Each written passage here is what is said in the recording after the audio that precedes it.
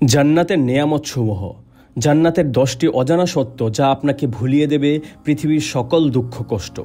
আল্লাহ তাআলা দুনিয়ায় আপনার রিজিকের দায়িত্ব নিয়েছেন, তাই রিজিকের ব্যাপারে মোটেও চিন্তিত হবেন না। কিন্তু আখেরাতে আপনার জন্য জান্নাতের কোনো নিশ্চয়তা তিনি দেননি। সুতরাং সৎকর্মের ব্যাপারে কোনো শিথিলতা করবেন না। জেনে রাখুন, নাজাত লাভকারী মানুষের সংখ্যাটা খুব কম, অথচ পৃথিবীর জীবনটা খুবই ক্ষণস্থায়ী। জান্নাতের নিয়ামত ছাড়া সকল নিয়ামত অস্থায়ী। জাহান্নামের কষ্ট ছাড়া সকল দুঃখ কষ্টের একটা সমাপ্তি আছে। অতএব সময় শেষ হওয়ার আগেই নিজেই নিজের বিচার করুন। যিনি জান্নাত পেতে চান তার উচিত জান্নাত পাওয়ার জন্য সর্বাত্মকভাবে চেষ্টা করা, আর যিনি জাহান্নামকে ভয় করেন তার উচিত যত দ্রুত সম্ভব জাহান্নামের পথ পরিহার করা। হৃদয় তো তৃপ্তি বোধ করে কেবল ইমানের সুবাস পেলে, চোখ তো শীতল হয় শুধু রহমানের দিদার পেলে। জান্নাত হলো মুমিনের জন্য নববধূ স্বরূপ, যার দেনমোহর হলো নফসকে দমন করা। হে উচ্চ বিলাসী মানুষ, এবার তাহলে চলুন অপরূপ জান্নাতের জন্য চেষ্টা করি, আর এই তুচ্ছ পৃথিবীর মায়া ত্যাগ করি। জান্নাতে রয়েছে স্বচ্ছ মুক্তা সদৃশ মনোরম প্রসাদ। সেগুলো এতটাই স্বচ্ছ যে সেগুলোর ভেতর থেকে বাহিরে দেখা যায়। জান্নাতের এসব প্রসাদ সম বাড়ি কেবল তাদের জন্য যারা মানুষের সাথে বিনম্রভাবে কথা বলে, অসহায়দের আহার করায়, গভীর রাতে অন্যরা যখন গভীর ঘুমে বিভোর তখন তারা নামাজে দাঁড়ায় নিজ প্রভুর সান্নিধ্য লাভের আশায়। এছাড়া অন্যান্য গুণের অধিকারী মানুষদের জন্য জান্নাতের আরও 100টি স্তর রয়েছে, যার সর্বনিম্ন স্তর হলো এই পৃথিবীর চাইতে 10 গুণ বড় এবং ফুলে ফলে সুশোভিত সমৃদ্ধ জান্নাত। জান্নাত সম্বন্ধে 10টি বিশেষ তথ্য। জান্নাতের নহর। জান্নাতে রয়েছে অসংখ্য নদী এবং ঝর্ণাধারা, যার প্রতিটি ধারা সুউচ্চ জান্নাতুল ফিরদাউসের নিচ থেকে প্রবাহিত প্রধান 4টি স্রোতধারা থেকে প্রবাহিত হয়। এগুলো কয়েকটির নাম পবিত্র কোরআনুল কারিম এবং হাদিস শরীফে উল্লেখ করা হয়েছে, যেমন আল কাউসার। জান্নাতে এই নহরটি নবীজি মুহাম্মদুর রাসূল সাল্লাল্লাহু আলাইহি ওয়াসাল্লামের জন্য নির্দিষ্ট বিশেষ নহর। কিয়ামতের দিন মুসলমানরা এই নহর থেকে পান করবেন জান্নাতের অমীয় সুধা। এটি এমন এক নহর যেখান থেকে একবার কেউ পান করলে আল্লাহর রহমতে আর কখনো তৃষ্ণা বা পিপাসা বোধ করবেন না। এই নহরের নামে পবিত্র কোরআনের আল কাউসার সূরাটির নামকরণ করা হয়েছে। আল কাউসার নহরের 2 তীর বাধাই করা থাকবে গম্বুজের চূড়ার মতো ফাঁপা সারি সারি মুক্তা দিয়ে। এর তলদেশের মাটি হবে কস্তুরীর মতন। নদীর তলায় ছড়ানো নুড়ি পাথরগুলো হবে মুক্ত সদৃশ্য। পানি হবে বরফের চেয়ে বেশি সাদা, চিনির চেয়ে বেশি মিষ্টি। এই নহর থেকে পান করার জন্য থাকবে ঝলমলে স্বর্ণ রূপার কারুকাজ খচিত পানপাত্র। আল বাইজাখ। শহীদগণ এই নহরে গোসল করবেন এবং গোসল শেষে পূর্ণিমার চাঁদের মতো উদিত হবেন। এই নহরে গোসলের ফলে তাদের শরীর থেকে যুদ্ধক্ষেত্রের সকল আঘাতের চিহ্ন মুছে যাবে। আল বারিকু। এটা জান্নাতের প্রবেশদ্বার সংলগ্ন একটি নহর। শহীদগণ এই নহরের পাড় ঘেঁষে বসবাস করবেন। সকাল সন্ধ্যায় এখানে তাদের খাবার পরিবেশন করা হবে। তাসনিম ঝর্ণাধারা। এটা হলো জান্নাতীদের সর্বশ্রেষ্ঠ পানীয়। এটা সিল মোহরকৃত ফুলের রস বিশেষ। শুধুমাত্র আল্লাহর নৈকট্যশীল বান্দারা এটা পান করবেন। এতে মিশ্রিত থাকবে সুঘ্রাণ কস্তুরীর মিশ্রণ। সালসাবিল ঝর্ণাধারা। এটি হলো জান্নাতবাসীর জন্য বিশেষ রকমের পানীয়। এতে থাকবে আদার মিশ্রণ। কাফুর ঝর্ণাধারা। সৎকর্মশীল মানুষেরা এই ঝর্ণাধারার পানীয় পান করবেন। এতে সুগন্ধি কর্পূর গাছের মিশ্রণ থাকবে। জান্নাতের এসব পানীয় পান করার কারণে কেউ মাতাল হবে না, কারো মাথা ব্যথা করবে না এবং কারো স্মৃতিশক্তিও হারিয়ে যাবে না। বরং জান্নাতের এসব পানীয় পান করার কারণে জান্নাতবাসী লাভ করবেন অসীম আনন্দ, যে আনন্দের কথা দুনিয়ার মানুষ কল্পনাও করতে পারবে না। সেখানে ঘোরাফেরা করবে চিরকিশোরগণ। তাদের দেখে মনে হবে যেন সোনালী বা রূপালী কাচের পাত্রে বিক্ষিপ্ত মণিমুক্তা। জান্নাতীদের খাবার। জান্নাতীদের খাবার হবে নানা রকম মাংস, 3 ফলসহ আরও অনেক রকম মনের মতো ফল ফলাদি। যেমন আল্লাহ তাআলা বলেন, লাহুম মা ইয়াশাউনা ফিহা ওয়া লাদাইনা মাজিদ। তারা সেখানে অর্থাৎ জান্নাতে যা চাইবে তাই পাবে এবং আমার কাছে রয়েছে আরও অধিক। জান্নাতের গাছগাছালি। জান্নাতের গাছগাছালির কাণ্ড হবে সোনালী রঙের আর পাতাগুলো হবে গাঢ় সবুজ পান্নার মতন। এই গাছগুলোর একটি হলো তুবা বৃক্ষ। এই গাছটি হবে অনেক লম্বা একটি গাছ। জান্নাতীদের পোশাক স্বরূপ এই গাছের ফলগুলি ঝরে পড়বে। প্রতিটি ফলের তন্তু থেকে তৈরি করা যাবে ভিন্ন ভিন্ন রঙের, ভিন্ন ভিন্ন বুননের 70টি পাতলা অথবা পুরু রেশমি পোশাক। পৃথিবীর মানুষ এত সুন্দর পোশাকের কথা কখনো কল্পনাও করতে পারবে না, অথচ জান্নাতীগণ নিজের ইচ্ছে মতো এসব পোশাক যত খুশি পরতে পারবেন। এই গাছগুলোর আশেপাশে এসে জান্নাতীগণ সমবেত হবেন এবং পৃথিবীর জীবনের নানা মধুর স্মৃতিচারণ করবেন।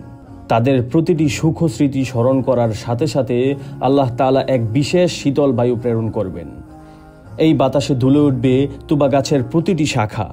সিদরাতুল মুনতাহা, জান্নাতের আরেকটি গাছের নাম হলো সিদরাতুল মুনতাহা, আল্লাহর আরশের নিচে অবস্থিত একটি বিশাল বৃক্ষ। এই গাছের নিচ থেকে প্রবাহিত হবে 4টি নহর। গাছটিকে ঘিরে থাকবে আল্লাহর নূর এবং অসংখ্য ফেরেশতা। এখানে অবস্থান করবেন সাইয়্যিদুনা ইব্রাহিম আলাইহিস সালাম। তার আশেপাশে থাকবে সেই সব মুমিন বাবা মায়ের সন্তান যারা শিশু বয়সে মৃত্যুবরণ করেছিল। ইব্রাহিম আলাইহিস সালাম এসব শিশুদের নিজ সন্তানের মতো লালন পালন করবেন। এই গাছের প্রতিটি পাতায় লেখা থাকবে আল্লাহর সকল সৃষ্টির পরিচয়, যাদের সঠিক পরিচয় খোদ আল্লাহ ছাড়া আর কারো জানা নেই। এছাড়া জান্নাতে পৃথিবীর পরিচিত সব রঙের, সব স্বাদের ফল গাছও থাকবে।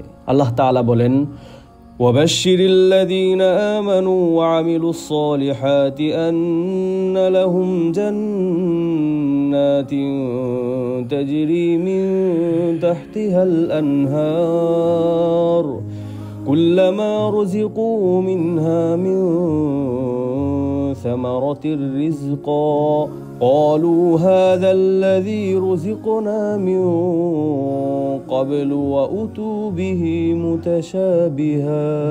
হে নবী, যারা ঈমান এনেছে এবং সৎ কাজ করেছে, আপনি তাদেরকে এমন বেহেশতের সুসংবাদ দিন যার পাদদেশে নহরসমূহ প্রবাহমান থাকবে। যখনই তারা খাবার হিসেবে কোনো ফল প্রাপ্ত হবে, তখনই তারা বলবে, এ তো অবিকল সেই ফলই যা আমরা ইতিপূর্বেও লাভ করেছিলাম। বস্তুত তাদেরকে একই প্রকৃতির ফল প্রদান করা হবে। জান্নাতের ফলগুলোর মধ্যে উল্লেখযোগ্য হলো 3, আঙ্গুর, আনার, কলা, সবুজ খেজুর এবং বরই। যেসব ফল আল্লাহ তাআলা দুনিয়ায় সৃষ্টি করেছেন সেসব ফল জান্নাতেও থাকবে।